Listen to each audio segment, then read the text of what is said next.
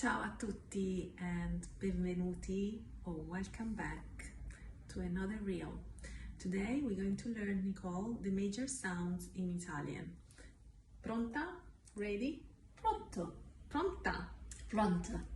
So we see the first one is che,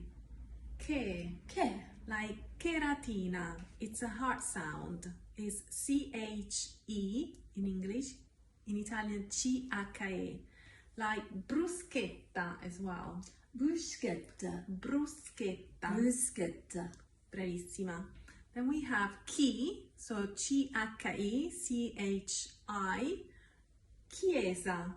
Chiesa. Church, chiesa. If we take away the H, we have a soft sound. For instance, we have cesto, Cesto. basket. We have cibo, Cibo. food. Then another really important sound, Nicole, is gli, which is really difficult for English native speakers. Let's try gli. Gli. Brava, good effort. Almost there. And we have aglio. Aglio. Aglio. Aglio. Brava. Now I know that means garlic. Esatto, that's garlic. Poi abbiamo the other major sound is gn.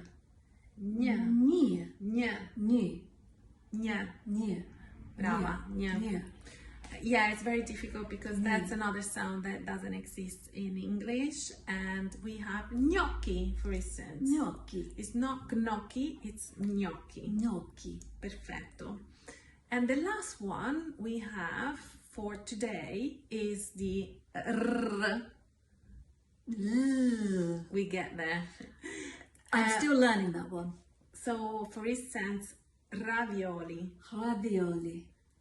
Roma. Roma. We need to work on that a little bit more, but it's another sound that, it doesn't exist in English, and I struggle so much with eating my r into r when I was learning English. So it's something that you can achieve and anyone can. So that's it for today. Grazie mille and see you next time. Alla prossima. Alla prossima. Ciao. Ciao.